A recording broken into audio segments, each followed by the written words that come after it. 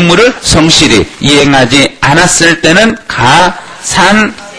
가산세를 추가로 물리는 거예요. 여기까지는 이제 알아냈어요. 가산세를 물린다는 건 알아냈어요. 그럼 이 가산세라는 것은 취득세에다가 따로 표시한다 그랬던가요? 전체적으로 통합적으로 표시한다 그랬던가? 봐요. 여기서 헷갈리기 시작해요. 취득세예요. 즉 가산세라는 것은 무슨 세 속에 들어간다? 취득세 속에 들어간다. 취득세 속에 들어가 있으니까 다른 데다 놔둬야 된다. 취득세에서 표시한다. 취득세에서. 그럼 통합 표시다. 개별적으로 세금마다 따로 표시다. 세금마다 계속 통합을 하시네요. 세금마다 따로따로 표시한다. 세니까 세가 하나가 아니라 세는 토탈 이렇게 세가 아니라 이렇게 이 세 개가 취득세, 양도세 막 들어있는 게 아니라 취득세 따로, 양도세 따로, 등록면허세 따로예요. 따로따로 세금이기 때문에 따로따로 소개가 세금이 들어있어요. 그래서 가산세는 따로따로 표시하는 게 원칙입니다. 지금 이렇게 자꾸 틀리시면 모의고사 때 자꾸 그런 것만 내버리네요. 모의고사 때 문제를 이제 강의하다가 매번 틀린 질문만 갖다 몽땅 갖다 넣어버리는 수가 있어요. 그러면 문제 하나도 못 풀어버리네요.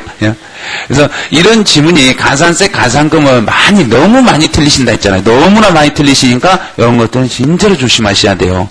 한번 보고 계속 반복하지 않으면 이 가산세, 가산금은 문제 나오면 약간만 틀어버리면 틀려버려요. 그래서 오늘도 아마 그 가로놓기 가산세, 가산금 잘못 넣으신 분들은 뭔가 조금 생각을 잘못했을 거예요. 생각 잘못하는데 그 생각 잘못한 게 아니라 무의식 중에 그렇게 쓰던 거예요. 지금도 무의식 중에 세하고 금을 구별 못하고 막 쓰고 계시는 거예요. 그래서 가산세라는 것을 따로 이렇게 물려버리게 돼 있어요. 그럼 이제 여기까지는 이제 책에 나 있는 내용이고 이제 이걸 조금씩 이제 앞에 배운 거 그대로 이제 풀어가 봐요. 어떤 물건이 있다. 그럼 과세 대상물이 있으며 이 과세 대상물을 우리는 과세 요건 중에 하나라고 그랬어요.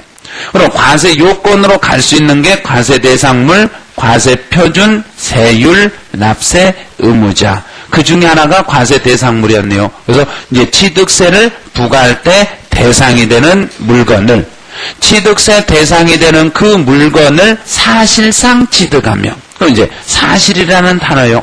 사실에 따라서 세금을 물린다. 이래서 사실주의라고 그래요.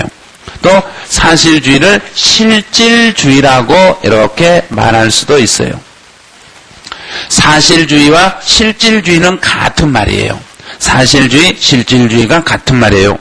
그래, 두 번째는 어떤 물건을 그 물건을 취득했다. 그럼 취득과 양도시 부과되는 세금을 유통과세라고 이름을 이렇게 붙였네요. 유통과세라고 이름을 붙이는데 여기서 과자를 빼버리고 요걸 빼버리고 그냥 유통세 그래도 상관없어요. 그래서 취득세는 유통세입니다. 그래도 유통과세하고 똑같은 말이라는 얘기예요. 그래 이제 세 번째네요. 이제 물건을 취득하며 어떤 물건을 이 물건을 제가 취득했을 때는 취득할 때마다의 개념으로 받는가요? 전체 묶음의 개념으로 받는가? 취득할 때마다 곧 개별과세입니다. 개별적으로 과세합니다. 여기서 개별과세에서 두 가지 의미가 나와요. 개별과세라는 것은 사람과 물건 중에 무엇이 중심이 된다 그랬는가? 물건이 중심이 되는 물세입니다. 그랬어요. 물건이요. 그러면 물건이 중심이 되는 물세이기 때문에 그 물건의 가격이 올라가든 가격이 내려가든 관계없이 세율이 일정합니다. 가격 크기에 관계없이 세율이 일정한 세율을 무슨 세율을 한다? 이런 세율을 비례세율이라고 하게 돼 있어요. 가격 크기에 따라서 가격의 크기에 따라서 세율이 고정이 돼 있는 것을 비례세율이라고 그래요. 이런 걸 비례세율이라고 했어요. 그럼 여기서 이제 이 세율 자체를 또 이해하셔야 돼요. 세율요. 이 세율은 그러면 이 비례세율에서 이 세율이라는 것은 취득세에 적용되는 이 세율은 지역에 따라서는 고정이 돼 있다 그랬는가? 지역에 따라서 움직일 수 있다 그랬는가? 움직일 수 있다. 그러면 지역에 따라서 움직일 수 있는 세율의 이름을 표준세율이라고 이름을 붙였습니다. 그랬어요. 그래서 취득세는 표준세율이고 50% 범위 내에서 움직일 수 있었습니다. 가격 크기에 대해서는 변할 수 없지만, 가격에 따라서는 변할 수 없지만 지역에 따라서는 변할 수 있습니다. 그랬어요. 구별을 정확히 하셔야 될 거예요. 가격 크기에 따라서는 취득세 세율이 변하지 않지만 지역에 따라서는, 지방자치단체에 따라서는 변할 수 있습니다. 이런 지문을 살짝 뒤로 뒤집어 버리면 아주 혼동스러워 버리네요. 지역에 따라서, 지방자치단체에 따라서 가격이 고정이 되어 있지만 가격 크기에 따라서는 세율이 변할 수 있습니다. 이렇게 써버리면 뭔 말인지 모르고 그냥 그러려니 하고 넘어가는 수가 있어요. 가격 크기에 따라서 고정이 되어 있는 걸 비례세율, 지방에 따라서 움직이는 걸 표준세율. 그래서 비례세율, 표준세율의 용어를 정확히 잡아내셔야 돼요. 여기 이 내용까지는 이제 취득과 관련된 용어까지는 풀어냈어요. 여기서 제일로 중요한 게, 가장 중요한 게 바로 여기에요. 개별과세. 개별과세에서 취득세가 전체가 다 나와요.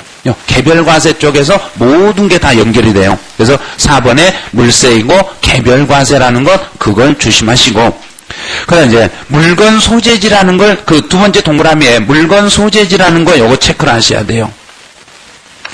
물건 있는 장소.